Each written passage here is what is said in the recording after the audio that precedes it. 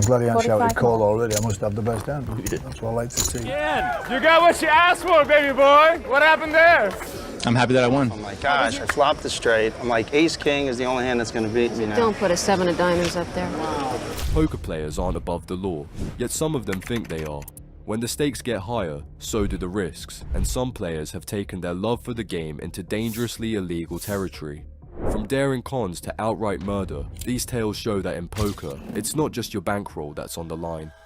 Cristian Lusardi's name will forever be tied to one of the most infamous scandals in poker history, the 2014 Borgata counterfeit chips debacle. What started as an ambitious shot at poker glory quickly unraveled into a tale of greed, desperation, and astonishing recklessness. One that brought an entire tournament to its knees and cost Lusardi his freedom. The scandal unfolded during the Borgata Winter Poker Open, a prestigious event in Atlantic City with a $2 million guaranteed prize pool. Lusardi, a seemingly unremarkable player with a few minor cashes to his name, was among the 4,814 entrants for the title. But Lusardi had a secret weapon, or so he thought. He had smuggled counterfeit poker chips into the tournament, adding over $800,000 in fake chips to his stack to gain an unfair advantage. For a while, the plan seemed to work. Lusardi managed to survive multiple days of play and even cashed $6,814. But his scheme came crashing down in spectacular fashion when the tournament officials discovered discrepancies in the chip counts.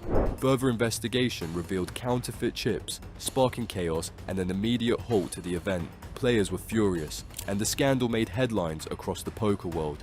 Lusardi's downfall didn't end there. After leaving the tournament, he made a desperate attempt to cover his tracks. He tried flushing the remaining counterfeit chips, over $2 million worth, down the toilet at Harrah's Casino Hotel. The move backfired spectacularly when the plumbing backed up, leading maintenance staff straight to the evidence. With the chips in hand, authorities quickly linked them to Lusardi. The consequences were swift and severe. Lusardi was arrested and charged with multiple offences, including trademark counterfeiting and criminal mischief. In 2015, he pleaded guilty and was sentenced to 5 years in prison. He was also ordered to pay over $460,000 in restitution to the Borgata and Harrah's for damages caused by his actions. The fallout extended beyond Lusardi. The tournament, now tainted by scandal, was permanently affected. Borgata refunded players who remained in the event but faced backlash from those who felt the integrity of the competition had been irrevocably compromised. The incident also led to heightened security measures for poker tournaments, including advanced chip tracking technology to prevent similar schemes. Today, Lusardi's name is synonymous with one of the greatest scandals in poker history, a sobering reminder that no gamble is worth the ultimate cost. Brent Carter was a name that once carried respect in the poker world, a two-time World Series of Poker bracelet winner. But in June 2023, the 73-year-old's legacy took a dark turn when he pleaded guilty to a federal charge of conveying a hoax and false information. Carter's troubles began decades ago. In 1976, while working as a professional harness racer, his license was suspended by the New York State Gaming Commission during a cheating investigation. Though he was cleared and reinstated, Carter never let go of his resentment. In 2018, that grudge turned into outright hostility. Carter left a chilling voicemail referencing the Las Vegas mass shooting, saying, "Well, it looks like the shooter in Las Vegas missed you guys." Investigators say this was just the beginning. Carter escalated his harassment by sending threatening letters to the NYSGC, including at least 4 envelopes containing white powder. The substances turned out to be harmless, but the hoaxes triggered evacuations and hazmat responses. Despite warnings, Carter continued his campaign, sending talcum powder in early 2021. That act was the tipping point. The FBI arrested him in Las Vegas, charging him with a federal crime.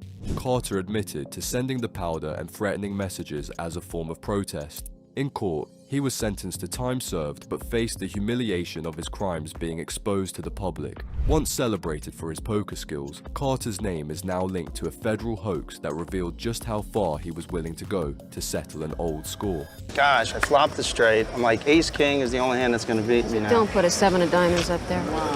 Cory Zeidman, a professional poker player and 2012 WSOP bracelet winner, is making headlines again. But this time, it's not for his success on the felt. Zeidman pleaded guilty to a federal conspiracy charge, admitting his role in a massive sports betting scam that spanned over a decade.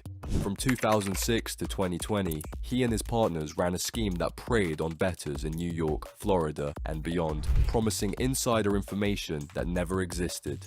Zeidman's operation claimed to have access to dirty referees, fixed games, and injury reports unavailable to the public.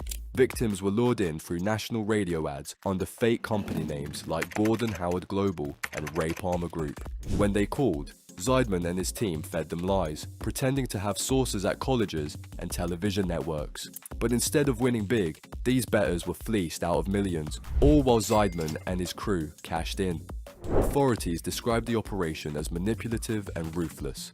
Charles Walker, a Homeland Security agent, said, "Sports bettors sought Cory Zeidman's advice before gambling their money, but it was Zeidman who was scoring big with outright lies and high-pressure tactics." US Attorney Bryan Micon echoed the sentiment, calling the scheme a web of deception designed to bait unsuspecting victims and pocket millions.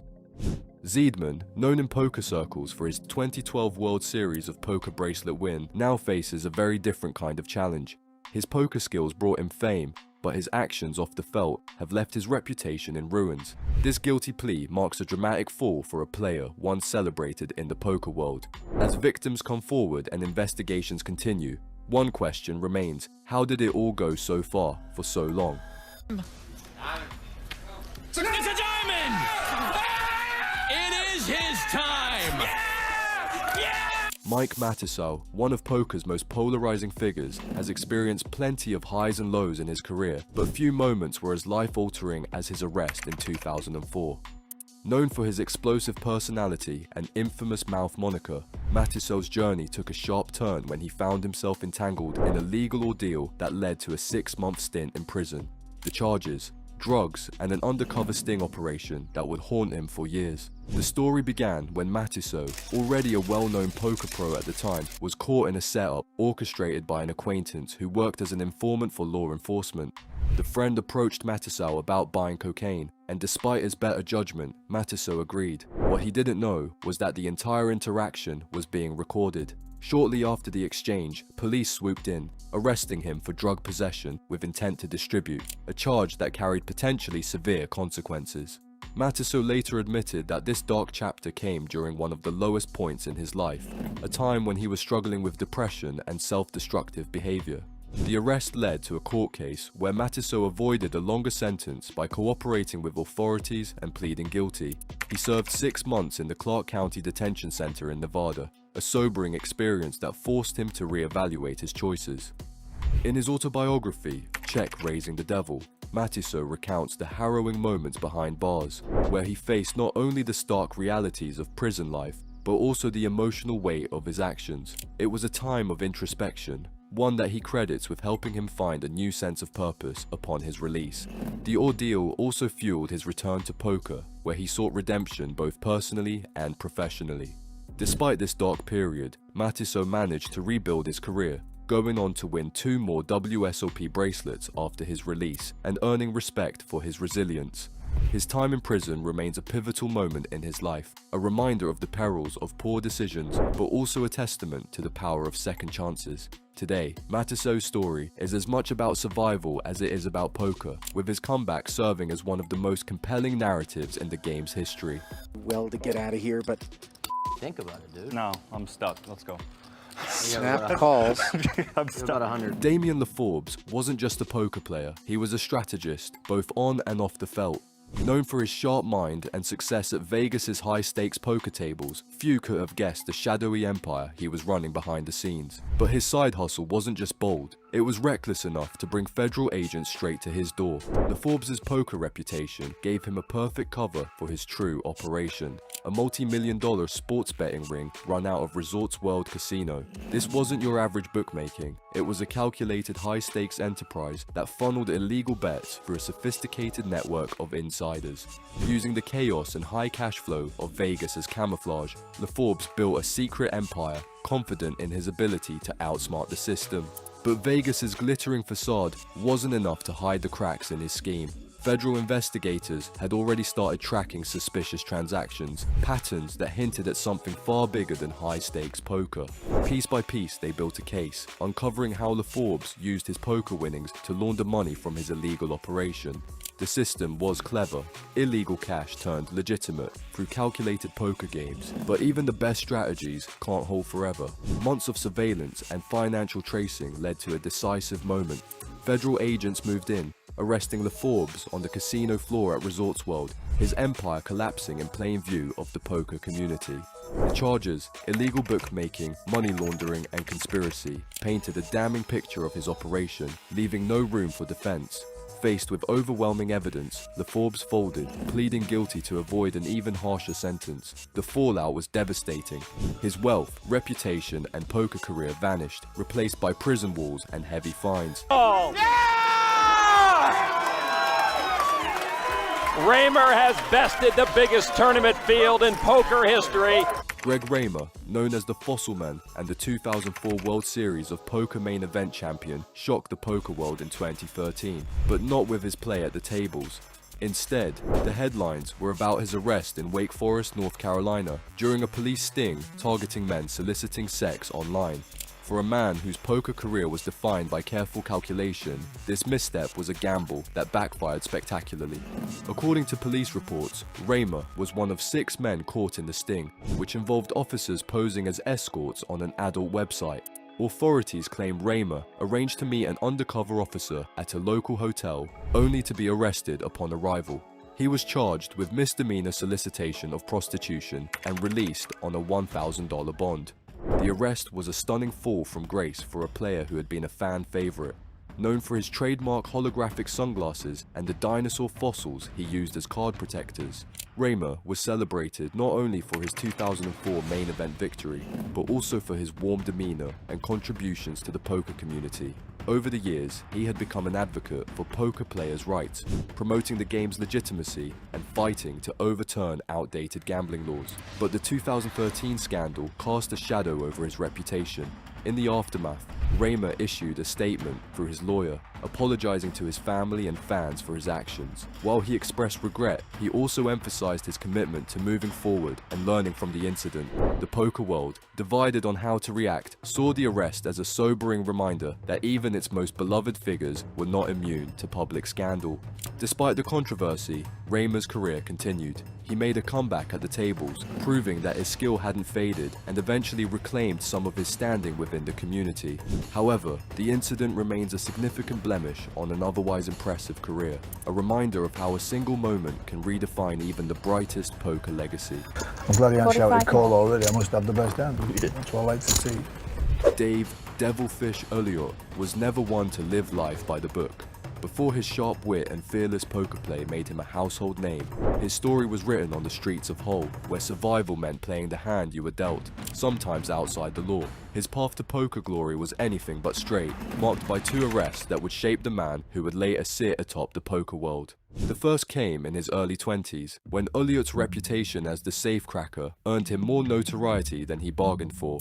A natural at solving puzzles and cracking codes, he became a skilled burglar, targeting safes with precision and daring. But every gambler knows that luck eventually runs out. After a string of successful heists, Elliott was caught and sentenced to prison.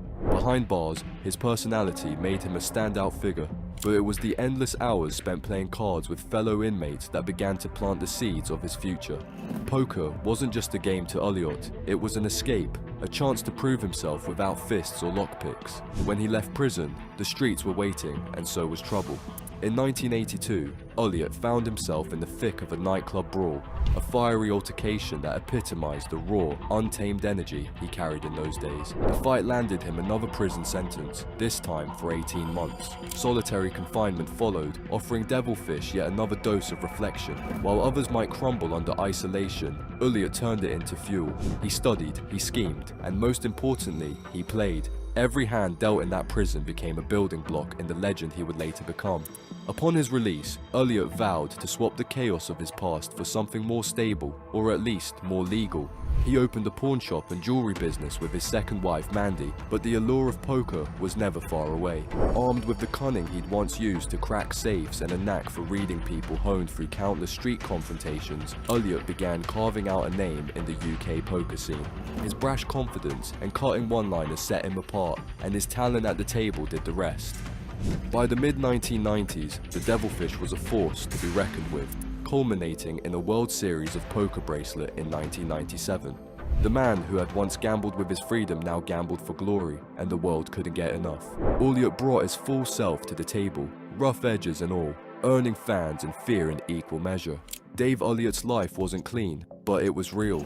He never hid his scars, and he never apologized for his past. Instead, he used it, turning every misstep into momentum.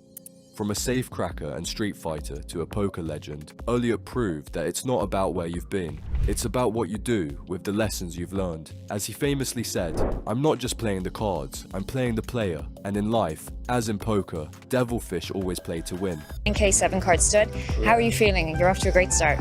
Anthony Zinno, one of poker's most respected players, finds himself at the center of a scandal that has sent ripples through the poker world. Coral Fumer, a 2023 Mid-States Poker Tour champion, has accused Zinno of taking $19,000 from a bag he accidentally left under his chair during the World Poker Tour World Championship in December. Fumer, who filed a police report, recounted how his bag, containing a significant amount of cash, was returned to him with only $1,000 remaining. The drama began after Fumer wrapped up a strong session in the $3,000 buy-in event at the Wynn Las Vegas. Fatigued from the marathon of poker, he forgot his bag under his chair and left the casino.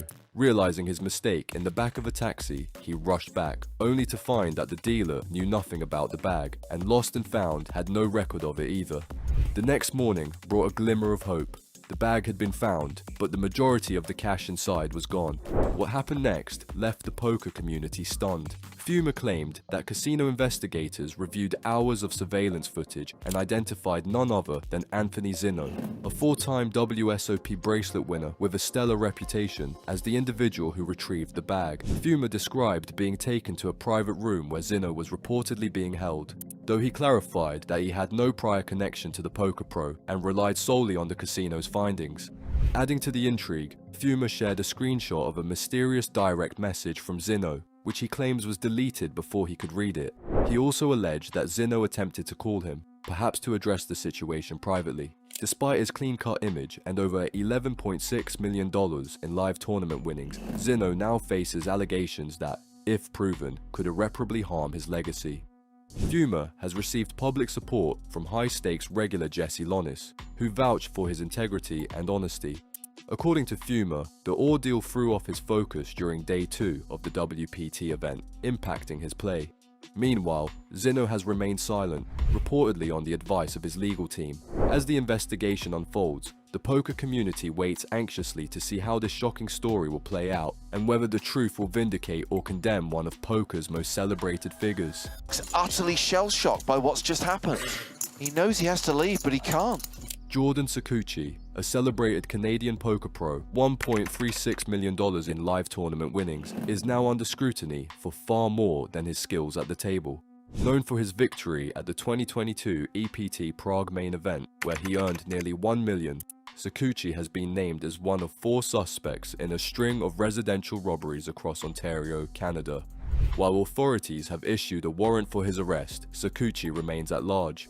The allegations paint a dramatic shift from poker stardom to criminal infamy. Police claim that Saccucci, along with accomplices Marcel Blackburn, Dumark Lindsay, and Paul Nkrumah, targeted over 30 homes across Ontario communities, including Halton, Peel, York, Caledon, and Hamilton. Wearing surgical masks and hoods, the group allegedly posed as contractors or landscapers when questioned, operating brazenly, even in broad daylight. The suspect's black Chevrolet Tahoe RST reportedly became a key piece of evidence, with witnesses spotting it parked in the driveways of multiple victims during the break-ins. A police raid on November 21st led to the recovery of numerous stolen items, yet Saccucci himself was nowhere to be found. Authorities have since warned the public to avoid the suspects, describing them as dangerous and aware of the charges they face. For Saccucci, The allegations couldn't be further from the life he projected on the poker circuit. With highlights like his triumph in Prague and 2 strong finishes at WPT events, he seemed to embody success. Now, however, his reputation hangs in the balance as the investigation unfolds. As the poker community watches, many are left to wonder how a player of his caliber and achievements could become embroiled in such a scandal. Pogos Simitian and Vahan Sujian were no strangers to the poker tables, with over 1.3 million in combined live tournament earnings between them. But it wasn't their skills in poker tournaments that recently made headlines. It was a daring card marking scheme that left Las Vegas strip casinos reeling. Alongside a third accomplice, Gevor Gavagyan, the California-based trio is accused of scamming casinos out of $126,000 using a method as bold as it was brazen. The operation targeted poker-inspired table games like Mississippi Stud and Let It Ride, where players bet against the house. Their method? Bending specific cards, such as face cards and aces, to identify their value in future hands. According to court documents, this subtle yet effective manipulation gave the trio an unfair advantage. Paris-Las Vegas staff first noticed the suspicious activity on July 4th, prompting security to review CCTV footage. The tapes revealed the group repeatedly bending cards during play, and the search of the decks confirmed the tampering. Simitian allegedly cashed out $60,000 in gaming chips during the scam, with the total haul across 3 casinos reaching 6 figures. Investigators later discovered the trio had carried out the same scheme at Planet Hollywood and The Wynn, netting an additional $19,000 in fraudulent winnings. Their arrest was anything but straightforward.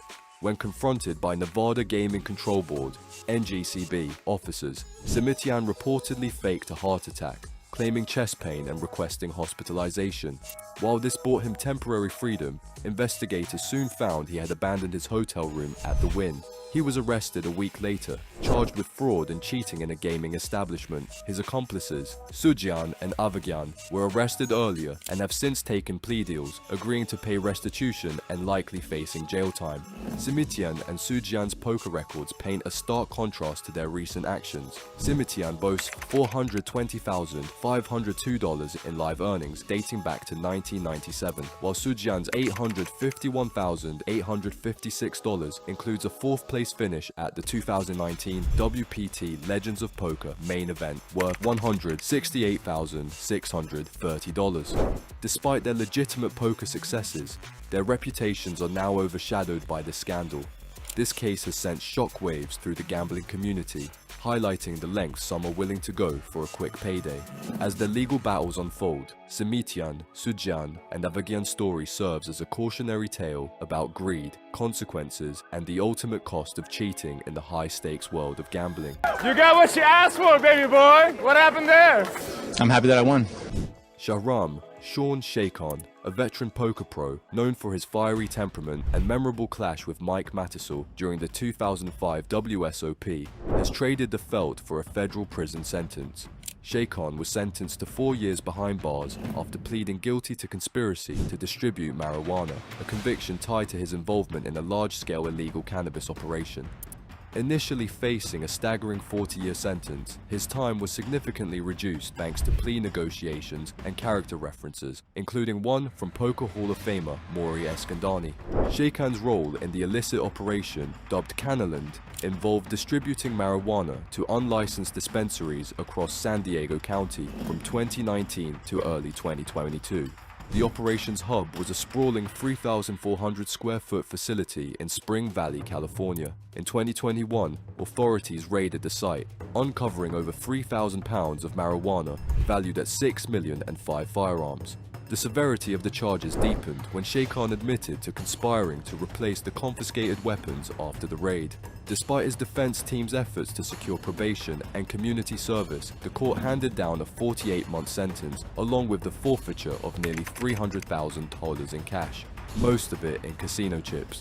Once released, Shayan will face 3 years of supervised release, adding a lasting chapter to his legal troubles. For a player with over $1.5 million in career earnings and a reputation for fiery antics at the poker table, this marks a steep fall from grace. the poker community now witnesses the unraveling of a legacy marred by scandal and a prison sentence that will leave its mark long after the cards are put away. First live limit tournament, and I came in not very confident, but I'm just playing position, and it's doing pretty well. I think I'm. Craig Bergeron, a former poker pro with over $1 million in live tournament earnings, has made headlines for all the wrong reasons. Once a rising star on the poker circuit, Bergeron now faces charges of first-degree murder, along with 2 counts of felony firearm possession. Wayne County prosecutors allege that Bergeron, 35, shot and killed 37-year-old Tommy Ireland on December 23rd, turning a quiet Detroit neighborhood into the scene of a horrific crime. Authorities claim Bergeron used a rifle to kill Ireland at a home on Detroit's east side. Officers responded to the scene at around 8:40 p.m., but Bergeron had already fled. He was later apprehended by police, who also alleged that Bergeron assaulted another individual in St. Clair Shores after the murder. While details of the crime remain scarce, the charges suggest a troubled past, as Bergeron's criminal record has come to light. For those in the poker community, this news is both shocking and tragic. Bergeron was once known as a fierce competitor, boasting a resume that included a 4th place finish at the 2012 WPT Seminole Hard Rock Showdown, earning $212,976. He also claimed a World Series of Poker Circuit ring in 2011 and finished 4th at an EPT event in 2010, cashing for $312,853. Online, he made waves under the username Hugh for Rolls. But his poker career had waned, with his last major cash dating back to 2019, a far cry from his early success. As investigators piece together what led to the shooting, Ireland's family is left grieving and searching for answers. Last Thursday, friends and relatives held a vigil to honor Tommy Ireland's memory. His sister, Ashley Ireland, expressed the family's heartbreak and confusion. "We're looking for answers, and we're looking for justice," she told CBS News Detroit. "We don't know anything right now." Bergeron's story is a stark reminder of how a promising career can take a dark and devastating turn. As the case unfolds, both the poker world and the victim's family wait for clarity in this tragic tale. Bryan Micon, once a trailblazer in the world of online poker and cryptocurrency, rose to prominence as the chairman of Seals with Clubs, one of the first Bitcoin-based poker platforms. His vision was bold, to create a platform that allowed players to gamble anonymously and globally, free from the oversight of traditional financial systems. For a while, it worked. Micon was celebrated as an innovator, blending cutting-edge technology with the thrill of poker. But in 2015, his ambition collided head-on with the law, unraveling his career in dramatic fashion.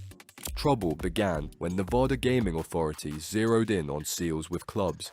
The unlicensed platform operated entirely outside the regulatory frameworks that governed online gambling, raising red flags. Micon's use of Bitcoin to facilitate transactions made the operation even more opaque, further drawing the attention of state regulators. What followed was a high-stakes investigation into the platform's activities. The breaking point came in February 2015, when Micon's Las Vegas home was raided by law enforcement. Agents seized computers and equipment linked to Seals with Clubs, accusing Micon of running an illegal gaming operation. The raid was a shocking wake-up call for Micon, who later described the experience as surreal and terrifying. Seals with Clubs shut down shortly after, citing security concerns, while Micon fled to Antigua, a haven for online gambling entrepreneurs. From Antigua, Micon maintained his defiance, claiming he was targeted for embracing Bitcoin's potential in an industry resistant to change. He even launched a new platform, SWC Poker, doubling down on his vision, but Nevada prosecutors weren't done. In April 2015, Micon was charged with a felony for operating an unlicensed interactive gaming system, putting his future on the line.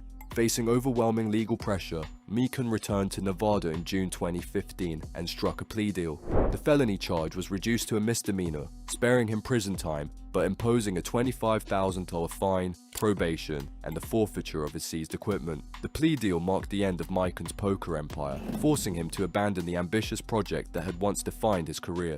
Micon's fall from grace became a cautionary tale about the intersection of innovation and regulation.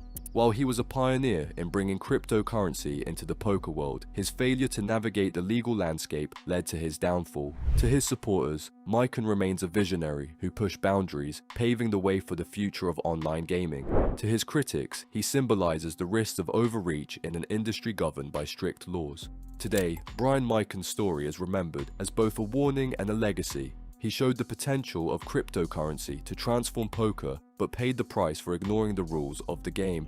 His rise and fall stand as a reminder that in poker and in life, even the boldest gambles can come crashing down. Russ Hamilton wasn't just any poker player. He was a titan of the game.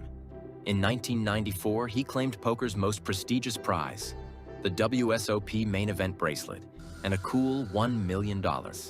Known for his sharp mind and aggressive play, Hamilton was once considered one of the greats in the poker world. But as his reputation grew, so did the size of his deception. The Ultimate Bet scandal didn't just damage Hamilton's name, it shook the foundation of online poker itself. Between 2003 and 2007, Hamilton exploited a vulnerability in the Ultimate Bet software, using a secret God mode to see his opponent's hole cards in real time. Over 4 years, he stole over $20 million from unsuspecting players, many of whom were professionals themselves. But it wasn't until 2008 that the truth came out, thanks to the persistence of whistleblowers and affected players who noticed something wasn't right. Once the scandal was exposed, the poker community was left in shock. The sheer scale of Hamilton's deceit was unparalleled, leading to one of the largest investigations in poker history. The Kanawake Gaming Commission, which regulated Ultimate Bet, forced the company to pay $23 million in refunds. But remarkably, Hamilton himself never faced criminal charges. The fallout was immense. Ultimate Bet's reputation was permanently destroyed, leading to its eventual downfall. For Russ Hamilton, his status as a poker legend turned into infamy overnight.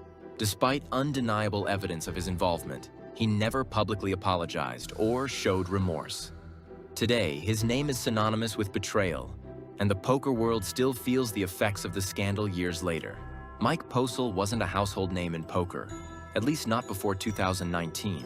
He played primarily small-stakes live games, most notably on the live-streamed Stones Gambling Hall games in California. But by the time the scandal broke, Postel had become notorious, not for his skills at the table, but for one of the most brazen cheating scandals in poker history. Postel seemed unstoppable at the Stones live games. Hand after hand, he made decisions that left even the most seasoned pros scratching their heads.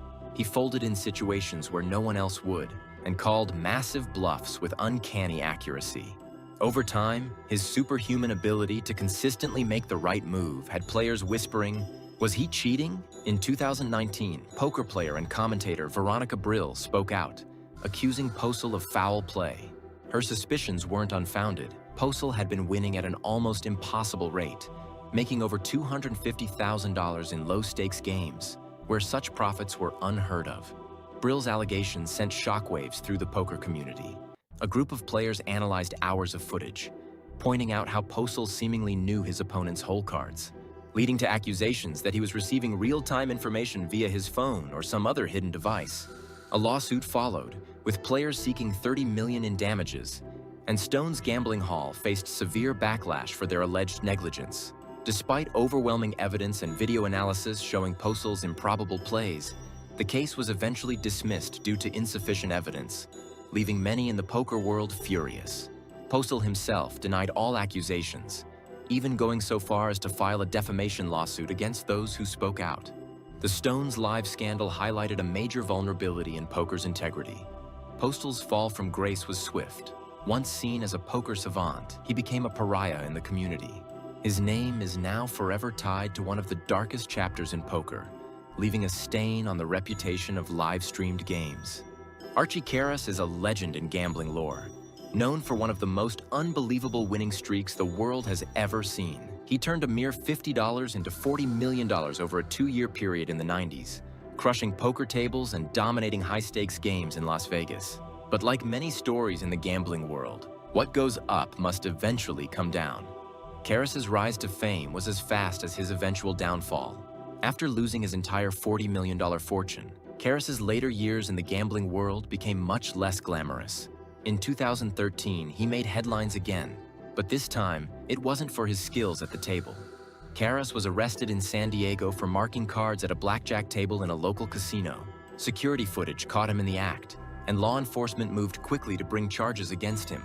It wasn't the first time Karas had run afoul of casino regulations. Throughout the years, he had been arrested multiple times for various gambling-related offenses. But this time was different. The once celebrated poker icon was convicted of felony charges for cheating and was sentenced to probation and ordered to pay restitution to the casino. The arrest marked a tragic chapter in the life of a man who had once been the king of Las Vegas. For Karas, who had experienced both the highest highs and lowest lows in the gambling world, this was another reminder that the game can take as much as it gives. His arrest for cheating tarnished his legacy and left many wondering if desperation had driven him to make such a risky play. Erick Lindgren was once considered one of poker's golden boys.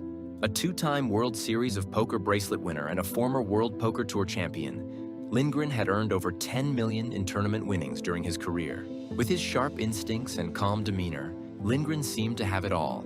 A stellar poker career, sponsorship deals, and the respect of the poker community. But behind the success, Lindgren was fighting a losing battle with gambling addiction. His problem wasn't just at the poker table. It extended to sports betting, prop bets, and just about any kind of gambling he could find. Lindgren's personal finances spiraled out of control, and by 2012, he owed millions of dollars to fellow players, casinos, and creditors. The real blow came when Full Tilt Poker collapsed during the infamous Black Friday, the day the US government cracked down on online poker sites. Lindgren, who was one of the shareholders in Full Tilt, found himself owing millions to the company and its players. He filed for bankruptcy twice, and it was revealed that he had amassed over $12 million in debt. In one instance, Lindgren was sued for failing to repay a $2 million loan. The poker community, once supportive of Lindgren, grew frustrated as stories of unpaid debts and broken promises emerged. His fall from grace was swift, and his addiction had cost him more than just money. It damaged relationships and his reputation within the game. Lindgren eventually sought treatment for his gambling problem and attempted to rebuild his career, but his legacy will forever be tied to the financial scandals and his struggle with addiction. Phil Ivey, often referred to as the Tiger Woods of poker, is widely regarded as one of the greatest poker players of all time. With 10 World Series of Poker bracelets, millions in tournament winnings, and a reputation for outplaying even the toughest competition, Ivey's place in poker history seemed untouchable. But in 2012, his name would be tied to one of the most controversial gambling lawsuits ever. It all started at the Borgata casino in Atlantic City, where Ivey and his accomplice, Kelly's son, used a technique known as edge sorting while playing Baccarat. By identifying line, Fouad has made a name for himself as a fearless competitor. 15. Though he avoided prison, the scandal left a mark on Fouad's career, raising questions about the darker side of the gambling world. Still, Fouad continues to be a major player in both poker and sports betting, but his name will forever be tied to one of the biggest illegal gambling busts in recent history. Tom Dwan burst onto the poker scene as one of the most feared and respected players in the high-stakes world. Known for his fearless aggression and willingness to risk it all, Dwan quickly made a name for himself, taking on poker legends in some of the biggest cash games ever played. But while Dwan's rise to fame was meteoric, rumors began to swirl about his connections to something far more dangerous than poker: the Chinese Triads. In the early 2010s, Dwan became a regular in Macau's ultra-high-stakes poker games, where millions of dollars would change hands in a single night. These games were often shrouded in secrecy, and many believed that organized crime figures, particularly the Chinese Triads, were heavily involved in funding and facilitating the games.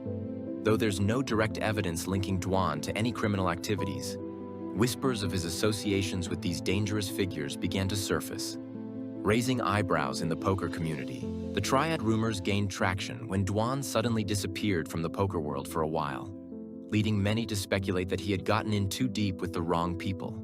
Some believed he owed large sums of money to Triad-backed players, while others suggested that the games in Macau were simply too risky, even for someone as fearless as Dwan. Despite the allegations, Dwan has never publicly addressed the rumors, and no formal charges were ever brought against him. He later resurfaced in high-stakes games around the world, but the mystery surrounding his involvement in Macau's underground poker scene remains a cloud over his career. Whether he was truly mixed up with dangerous criminals or simply a victim of gossip, The Triad rumors have become a lasting part of the Tom Dwan legend. Antonio the Magician Esfandiari is one of poker's biggest stars, known not only for his skills at the table, but also for his playful personality. With over 27 million in tournament earnings and the largest single win in poker history, Esfandiari's career has been one for the books. But in 2016, it wasn't his poker skills making headlines. It was an incident that left the poker community stunned. During the PokerStars Caribbean adventure, Esfandiari accepted a wild $50,000 prop bet with businessman Bill Perkins. The challenge? For 2 days, Esfandiari had to lunge everywhere he went. No walking, just lunging. While it started out as a humorous test of endurance, things took a bizarre turn on day 2, when Esfandiari's legs were so exhausted that he couldn't make it to the bathroom in time.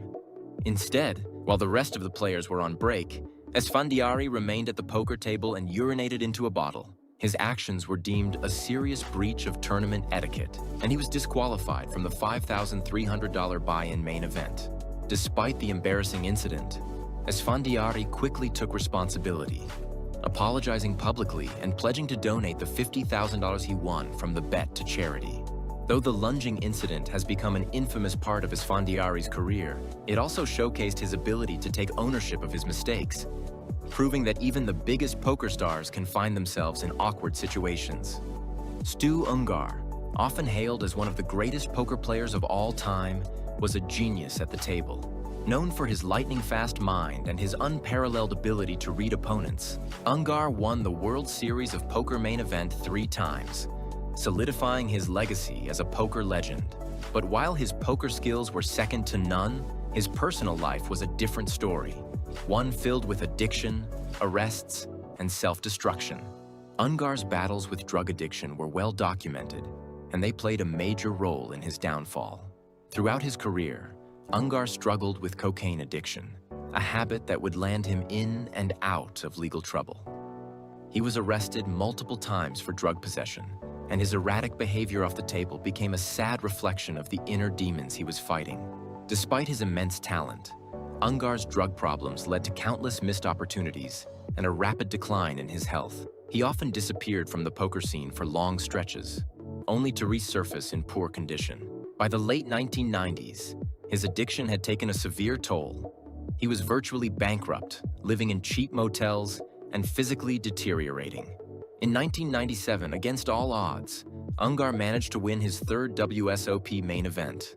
But even that incredible comeback couldn't save him from his personal demons. Just over a year later, in 1998, Ungar was found dead in a Las Vegas motel from a drug overdose. His tragic story serves as a cautionary tale of what happens when addiction takes over, even for a mind as brilliant as Stu Ungar's.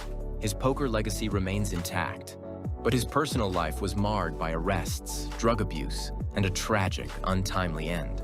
Sam Grizzle was known as much for his sharp wit and relentless trash-talking as he was for his poker skills. A frequent competitor in high-stakes games, Grizzle was a polarizing figure in the poker world, loved by some for his brash personality and feared by others for his unpredictable behavior. But it wasn't just his table talk that got him into trouble. Grizzle's temper led to multiple run-ins with the law, including an infamous altercation that resulted in assault charges. In one of the most talked-about incidents of Grizzle's career, he reportedly got into a physical fight with poker legend Phil Hellmuth during a heated poker game. The confrontation didn't stop at words. Grizzle, never one to back down from a challenge, allegedly took things too far and the situation escalated to blows. But this wasn't the only time Grizzle found himself in hot water. Throughout his poker career, Grizzle had several other legal issues, including assault charges that stemmed from altercations both on and off the poker table. His volatile personality made him a controversial figure with a reputation for stirring up trouble wherever he went. Despite his brushes with the law, Grizzle continued to play poker until his passing in 2020, though his legal troubles and fiery temper often overshadowed his talent at the table. Grizzle's name will forever be linked to some of the most memorable and chaotic moments in poker history. Faraz Jaka, often called the homeless millionaire for his nomadic lifestyle and refusal to settle down, has made millions from poker tournaments around the world.